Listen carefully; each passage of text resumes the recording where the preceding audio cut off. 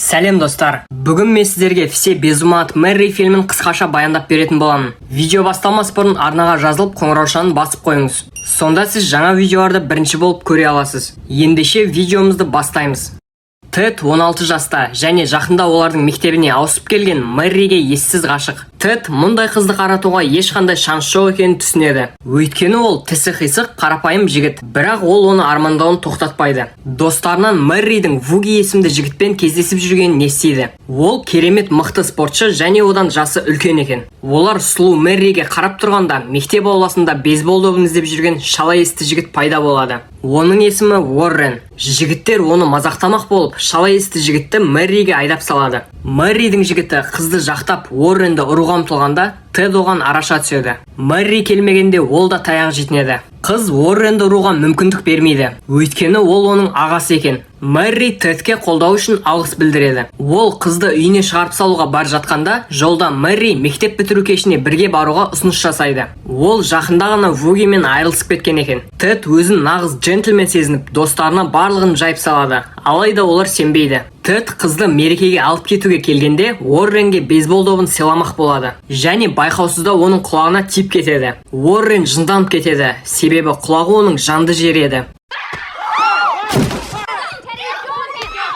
Ол Тедтің сүйегін сындыра жаздайды. Тед қорыққаннан әжетханаға сылтауратып кетіп қалады. Мэри болса үзілген көйлегінің ілмегін жөндемек болып, жатын бөлмеге кетеді. Тед әжетханада өзінің жұмысын істеп жатқанда көгершіндерге сүйсіне қарап тұрады. Өкініштісі, көгершіндер Мэридің терезесіне қарама-қарсы отыр екен. Ал ол кезде Мэри іш киіммен және анасы оның көйлегінің белдігін жөндеп жатқан еді. Олар Тед Мэриге қарап, өзін-өзі рахаттандырумен айналысып жатыр деп ойлайды. Тед сасқаннан өзінің жыланын жасыруға тырысып, шалбарының сырмасын сырған кезде жыланымен қоса жұмыртқасы да қыстырылып қалады. Бірақ бұл әлі ең қорқыныштысы емес. Әжетханаға Мэридің ата-анасы кіруге мәжбүр болды. Және олар Тедтің жыланының үлкендігіне тамсанады. Айқайды естіп полицей, оның артынан өрт сөндіруші кіріп келеді. Тедтің қыстырылған жыланын босатпақ болғанда, қан кету басталып, оны ауруханаға алып кетеді. Бұл масқара оқиғадан кейін бірнеше күн өткен соң, Мэридің әкесі қызын басқа қалаға ауыстырып жібереді. Содан кейін 13 жыл өтті. Бірақ Тед әлі де қызды ұмыта алар емес. Ол Дом Вагановский есімді досынан кеңес сұрайды. Дом, егер ол қызды тапса, психологиялық жағдай қалпына келетінін айтады.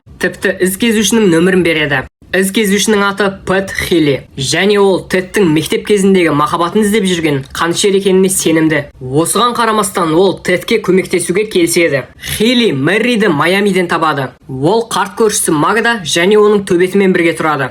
Хилли қызды зерттеп, оның қызығушылықтарын білуге кіріседі. Сөйтсе, Мэри сүйкімді әрі жан-жақты қыз екен. Ол гольф ойнайды және шала есті адамдарға көмектеседі. Құрбылармен тамақтанып отқанда өзінің армандағы жігітті сипаттайды. Және Хилли мұны өте мұқият тыңдап алады. Сөйтсе, қыз жақында ғана мінсіз жігіт Брэдпен жолығыпты. Бірақ ол Уорренді кекеткен соң, Мэри оны тастап кеткен. Хилли бұл қызды жаймен ұната бастайды. Түнде қыздың жалаңаш денесін көруге үміттенгенмен, кәрі кемпірдің темекі шегіп тұрғанына куә болады. Майамиден оралған соң, Хилли Тедке Мэри семіріп кеткен және әртүрлі еркектен 4 бала туып, мүгедектер арбасымен қозғалады деп жалған ақпарат береді. Тед таң қалады. Ол түні бойы ұйықтай алмай, ақыры мектеп кезіндегі махаббатымен кездесуге бел буады. Алайда Хилли Мэридің Японияға кетіп қалғанын айтады. Ал өзі болса, заттарын жинап Майамиге қарай тартады. Ол қызға қырындап, оған қандай жігіттер ұнайтынын сұрайды. Және өзі архитектор, Непалда үйі бар және шала есті адамдарға қамқорлық көрсететінін айтады.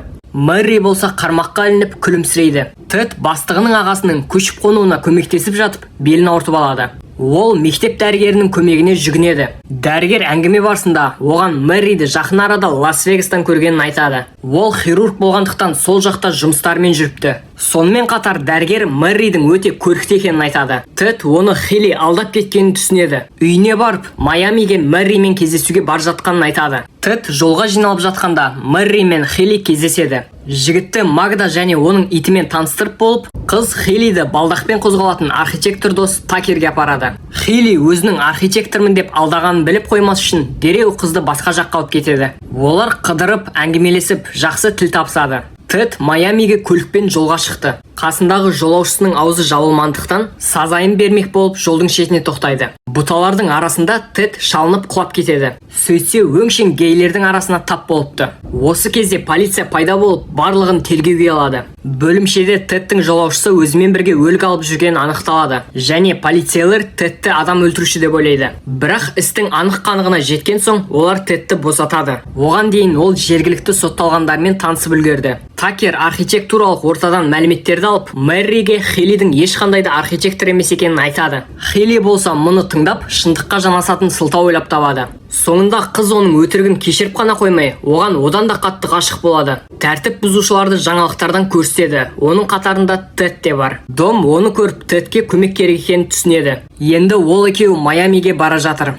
Хилли Мэрридің сеніміне кіріп алады, және олар жиі кездесе бастайды. Оларды Тед пен Дом көргенде, Хилли қызды өзі жаулап алу үшін оларды алдағаны белгілі болады. Хилли кеткен соң Тед қызбен жолығып, оны кешкі асқа шақырады. Мэрри Магдаға Тед жайлы айтады, ал Хилли мұны естіп қояды. Кенеттен қонаққа Такер келіп, Хиллидің қасақана адам өлтіруші жөніндегі анықтаманы қызға көрсетеді. Мэрри қатты қорқады, енді ол жігітпен кездескісі келмейді. Ал Хилли Такерді аңдып, оны да ешқандай архитектор емес екенін біледі. Ол қарапайым пицца тасымалдаушы екен, және оның аты Норман. Бұл екеуі Тедке қарсы бірігуді шешеді. Бұл уақытта Тед кездесуден алдын өзін-өзі рахаттандырып алмақ болады. Артынан олар кешкі асқа барады. Екеуі уақытты керемет өткізіп, қыз Тедті өзінің үйіне шақырады. Екі жұп бір-біріне тамсанып отқанда, Хилли мен Норман Магданың итіне және өзіне дәрі береді. Бұл дәріден кейін олар агрессия таныта бастайды. Ит Тедке жолбарыс секілді атылғанда, Тед әрең құтылады. Бұл оқиғадан кейін Тед пен Мэрри жиі кездесе бастайды. Олар бірге көңіл көтеріп, Уорренмен ойнап, нағыз ғашықтарға айналады. Барлығын бір жасырын хат бұзады. Онда Тед Хиллиді Мэрридің соңына түсу үшін жалдаған деп жазылыпты. Мэрри Тедті қуып жібереді, ал ол Хиллиге барады. Бұл жерде ол жасырын хатты басқа біреу жібергенін түсінеді. Бұл іске Хилли мен Норманның еш кінәсі жоқ екен. Өзінің пәтерінде Мэрри Домды кездестіреді. Сөйтсе ол оның мектептегі жігіті Вуги екен. Ол оның шатыр кетіп қалған кезде айырылысып кеткен. Бірақ Вуги оның соңына түскенін қоймай, туфлилерін ұрлап, тіпті қыз мекен жайын және фамилиясын ауыстыруға мәжбүр болыпты. Және Тед пен Хилли жөніндегі жасырын хатты осы Вуги жіберген екен. Вуги нағыз жындыға айналып, Мэрридің тағы да бірнеше туфлиін ұрлап алады. Ол қызға ұмтыла бергенде Хилли мен Норман жетіп келеді. Олар алыс емес жерде барлығын естіп отыр екен. Екеуі Вугиді сүйреп кетеді. Артынан пәтерде Тед пайда болады.